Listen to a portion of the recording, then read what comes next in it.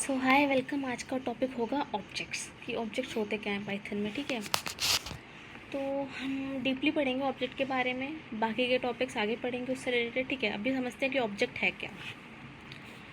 तो सपोज़ करो, real life example लेते हैं। सपोज़ करो कि तुम इंस्टाग्राम बना रहे हो। ठीक है, तो इंस्टाग्राम पे क्या है, मिलियन ऑफ यूज़र्स होते हैं। ठीक है, उनका मिलियंस ऑफ डेटा है। जैसे कि हर यूज़र का क्या होता है, यूज़र नेम होता है, फॉलोवर्स हैं, उनकी बायो है, पोस्ट है, उनके रील हैं, उनके प्रोफाइल पिक्चर है। ठीक है, मल्टीपल चीज़ें हैं। अब अब सोचो कि अगर तुम्हें हर यूज़र का डेटा बनाना है, मान लो यूज़र 1 का बनाया तुमने, लिखा तुमने यूज़र नेम इक्वल्स टू अमन_07। ठीक है, उसके फॉलोवर्स हैं मान लो 1200। तुमने बनाया दूसरा यूज़र नेम जिसका है राहुल_देव, समथिंग लाइक राहुल देव, और फॉलोवर्स क्या हो जाएंगे उसके उसके मान लो 10,000 है, 10 के फॉलोवर्स हैं, 10,000 लगते हैं। ठीक है, मान लो ये है। अब सोचो, क्या हर यूज़र के लिए अलग अलग वेरिएबल्स बनाना प्रैक्टिकल है? मान लो अभी 2 यूज़र का मैंने बनाया, ये तो चलो ठीक है, मैनेजेबल लग रहा है। बट मान लो अगर मुझे मल्टीपल यूज़र्स का बनाना है, मान लो भाई इंस्टाग्राम में तो बहुत यूज़र्स हैं, मान लो 10 मिलियन यूज़र्स हैं फॉर एग्ज़ाम्पल, तो क्या इनका डेटा बना सकते हो? और बना भी लो, यूज़र नेम 3 बना भी लो, तो अब ये सोचो कि पाइथन को क्या पता चल रहा है कि अमन के 1200 फॉलोवर हैं कि 10,000 फॉलोवर हैं। ठीक, इतना डेटा बना लो कि क्या पता चलेगा? ठीक है, तो ये तो इम्पॉसिबल है, मैनेज करना इम्पॉसिबल है। ठीक है, तो प्रॉब्लम स्टेटमेंट ही यही थी। अब ऑब्जेक्ट बना ही क्यों? प्रोग्रामिंग लैंग्वेज को ना एक ऐसा सिस्टम चाहिए जिसमें जो एक रिलेटेड डेटा, जैसे कि यूज़र 1 है। ठीक है, यूज़र 1 का यूज़र नेम क्या है, अमन07 है, फॉलोवर 1200 हैं, मान लो उसके पोस्ट कुछ 10 हैं, ऐसा कुछ है। एंड राहुल के जो 10,000 फॉलोवर हैं उसके पोस्ट हैं 100।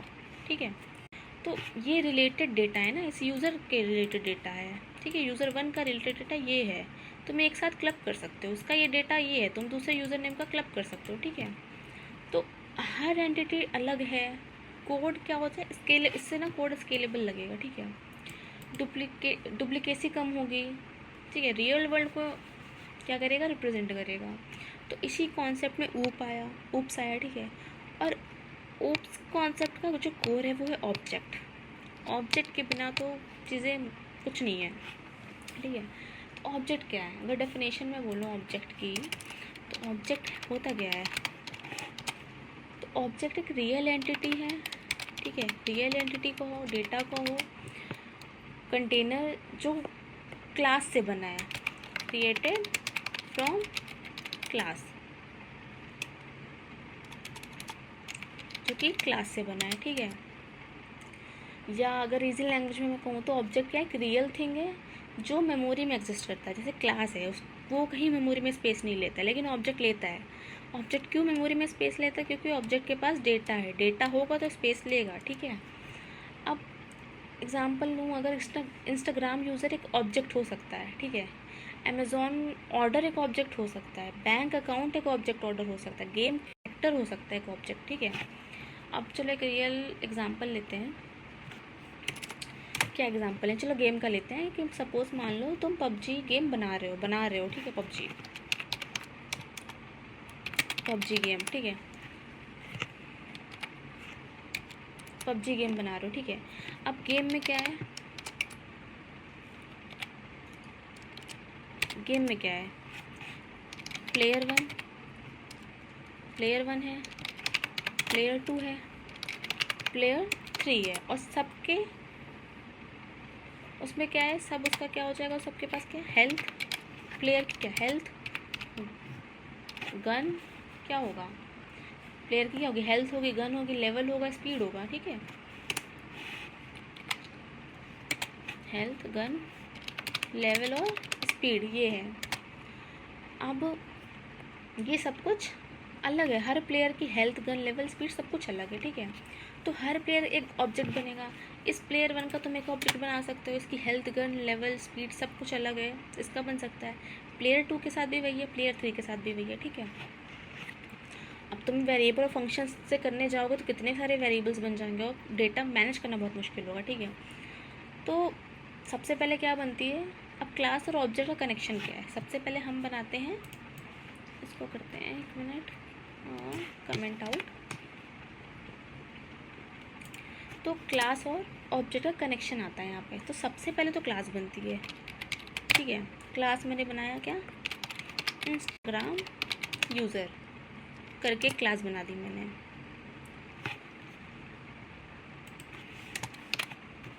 ठीक है। एक क्लास बना दी और मैंने ऐप नेम रख दिया इंस्टाग्राम, ठीक है। अभी क्या है, अभी मैंने बस क्लास बनाई है, एक ब्लूप्रिंट बनाया है, मैंने कोई रियल यूज़र नहीं बनाया है, कोई ऑब्जेक्ट नहीं बनाया, सिर्फ ब्लूप्रिंट है कि एक इंस्टाग्राम ऐप होने वाला है, ठीक है। अब देखो ऑब्जेक्ट क्रिएशन हम करेंगे, यहाँ पे इम्पोर्टेंट समझना। अब हम बनाएंगे ऑब्जेक्ट यूज़र 1 इक्वल्स टू, हम क्या करेंगे, इंस्टाग्राम यूज़र। अच्छा, अब ये ऑब्जेक्ट है, इसमें समझने वाली बहुत, ये लाइन बहुत इंपॉर्टेंट है, इसको समझते हैं, इस लाइन को, इम्पोर्टेंट। देखो यूज़र 1 जो है ऑब्जेक्ट नहीं है, ठीक है। यूज़र 1 ऑब्जेक्ट नहीं है, ऑब्जेक्ट क्या है, देखो इंस्टाग्राम यूज़र क्या था, नहीं इंस्टाग्राम यूज़र के क्या था, ये थी हमारी क्लास, ठीक है। इंस्टाग्राम यूज़र क्या था, ये थी हमारी क्लास।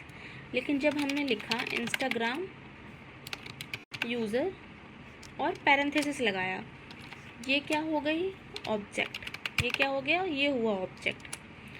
और जो यूज़र 1 था, ये क्या हुआ, ये हुआ रेफरेंस या वेरिएबल भी कह सकते हैं इसे। ये वेरिएबल है, तो वेरिएबल में हम स्टोर कर रहे हैं इंस्टाग्राम यूज़र को, तो एक रेफरेंस या वेरिएबल है जो कि क्या कर रहा है, ऑब्जेक्ट डेटा, ऑब्जेक्ट को स्टोर कर रहा है, ठीक है। ऑब्जेक्ट लिखते हैं। रेफरेंस वेरिएबल क्या कर रहा है, ऑब्जेक्ट को स्टोर कर रहा है। मतलब अगर इंटरनली देखें तो जो यूज़र 1 है वो पॉइंट कर रहा है किसे, ऑब्जेक्ट को। बस ये एक रेफरेंस है, यूज़र 1 उस ऑब्जेक्ट के डेटा को स्टोर कर रहा है यूज़र 1 के अंदर, ठीक है। तो इम्पॉर्टेंट चीज़ क्या है, यूज़र 1 तुम्हारा वो नहीं है, ऑब्जेक्ट नहीं है। ऑब्जेक्ट बना कैसे, ये क्लास थी हमारी, जैसे ही हमने पैरेंथेसिस लगाया ये ऑब्जेक्ट बन गई, और इसको कहीं तो डेटा को स्टोर करा होगे, मतलब ये मेमोरी ले रहा है ना, ये तुम्हारी, ये कहीं एड्रेस पे जाके स्टोर हो रहा है। और जैसे ये बनाया, मान लो अगर तुम ये यूज़र 1 में स्टोर नहीं करते, अगर तुम ऐसे ही लिख देते इंस्टाग्राम यूज़र, ये ठीक है, ये ओके है, ऑब्जेक्ट बना है यहाँ पे, लेकिन इसे हम क्या कहेंगे, ये टेम्पररी ऑब्जेक्ट क्रिएशन, ये टेम्पररी ऑब्जेक्ट बना है, ठीक है, क्योंकि तुमने इसे कहीं स्टोर नहीं किया है, कोई इसे पॉइंट नहीं कर रहा, किसी के पास नहीं है इसका डेटा, ठीक है। तो अब क्या करेगा, पाइथन देखेगा ये तो खाली पड़ा है, ये तो कहीं पर है नहीं, किसी वेरिएबल ने इस डेटा को पॉइंट स्टोर कर नहीं रखा, पॉइंट नहीं कर रहा।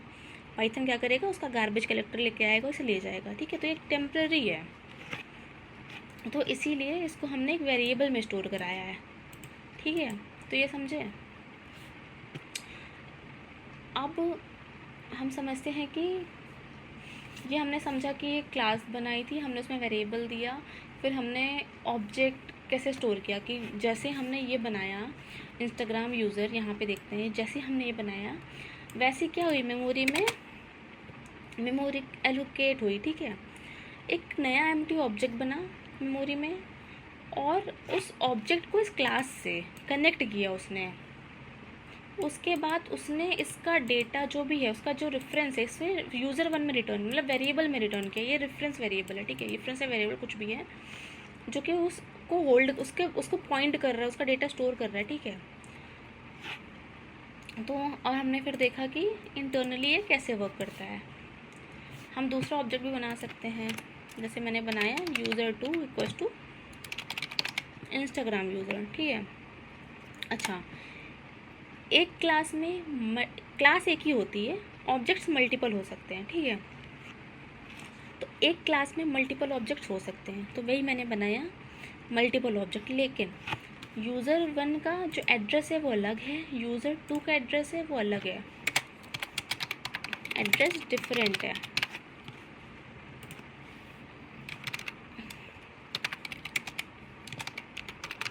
मान लो ये एड्रेस 1 पे है तो ये एड्रेस 2 पे है, ठीक है।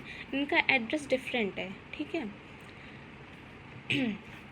इनकी दो अलग आइडेंटिटी है, दो ये अलग नए ऑब्जेक्ट्स बने हैं, ठीक है, क्योंकि दोनों का एड्रेस अलग है। अब मान लो दो अलग जो रेफरेंस है उनका, मान लो तुम्हें एड्रेस सेम रखना है, तो कैसे करेंगे।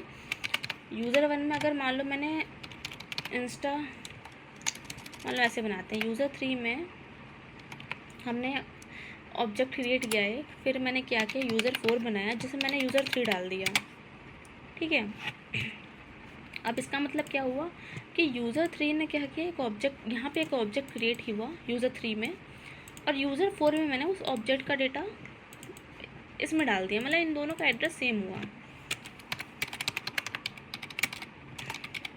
क्योंकि मैंने user4 का अलग ऑब्जेक्ट नहीं बनाया है, वो मैं user3 का ही यूज़ कर रही हूँ, तो ये इनका एड्रेस सेम होगा, एड्रेस सेम।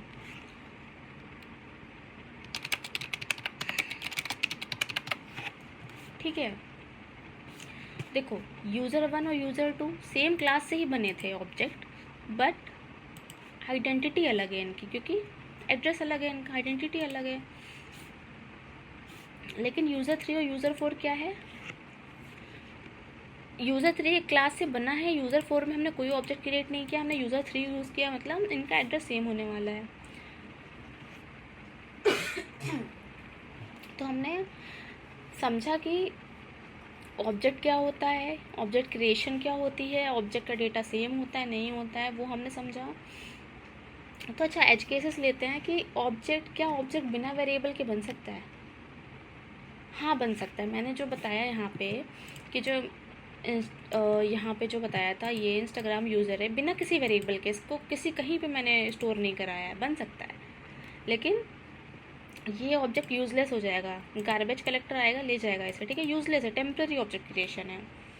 और अगर हम बात करें कि क्या एक क्लास से अनलिमिटेड ऑब्जेक्ट्स बन सकते हैं, हाँ, तुम एक ही क्लास से अनलिमिटेड पॉसिबल ऑब्जेक्ट मतलब बना सकते हो, user3 user4 user100 बना सकते हो, जितनी मेमोरी अलाउ कर रही हो उतनी है। फिर हमने देखा कि क्या दो वेरिएबल्स सेम ऑब्जेक्ट को पॉइंट कर सकते हैं, हाँ कर सकते हैं। देखो user3 user4 सेम ऑब्जेक्ट को पॉइंट कर रहे हैं, इनका डेटा सेम है। बाकी इस बारे में फ्यूचर में बात करेंगे और डिटेल में जब जाएंगे। तो अभी के लिए ऑब्जेक्ट कॉन्सेप्ट यहीं ख़त्म करते हैं, मिलते हैं नेक्स्ट